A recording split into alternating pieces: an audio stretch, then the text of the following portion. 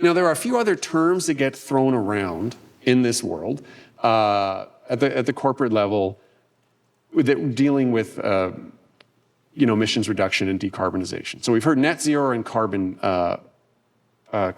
neutral. We often hear the term carbon negative as well, right? So Apple, Microsoft are aiming to be carbon negative. So they're saying that they're going to be responsible for more removal from the atmosphere than more emissions. And that would be a really good thing, right? That's on net actually reducing the amount of warming. Again, there's a however. Technically, it uses the word carbon, so it's not necessarily applying to other gases, right? And the other thing is that carbon negative, because we don't have the technology at scale to be removed right now to remove that much carbon dioxide from the air, this is being achieved mostly through offsets, right? Anyone who says they're getting into carbon neutral, you can read the report from Apple or Microsoft, they're going to rely heavily on offsets to get there. And as I was mentioning, we have to check, are those offsets avoided emissions? Then they don't really count. And if they're not permanent removal, well, then you're probably not really going to be carbon negative in the long term, right? So scientists like myself hate this term because it's not specific enough, right?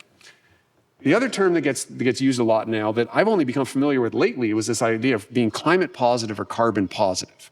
Now, as a scientist, I'm like, well, that's not a good idea. That's basically saying our emissions are positive.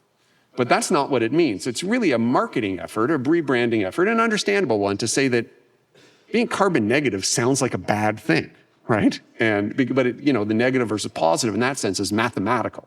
It's not a value judgment. Carbon positive is saying, well, let's put a value judgment on it. We want to say we are carbon positive, meaning we're being good for the atmosphere, right? And so the idea usually, what I've found in the use of this term is it's about if you're producing excess renewable energy on your site, you can export it for outside use. And so maybe your company can be responsible for emissions reductions happening elsewhere because you've got extra you're selling onto the grid. The danger of this is double counting, that you're going to claim the emissions reductions that somebody else is getting by buying your electricity, right? And so there's double counting. And I'll give you a great example of this. The Alberta government is frankly guilty of this. When the Alberta government reports the emissions from the oil sands, it is lower than the federal government reports using the legislated process they have to do to send things into the United Nations.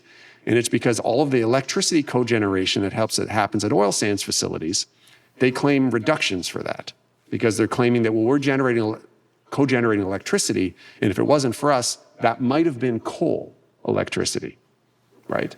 And so those are the numbers that are used provincially, but the federal government doesn't agree with it, and neither would the United Nations, to be honest. So that's an example of the danger of these other terms in a way.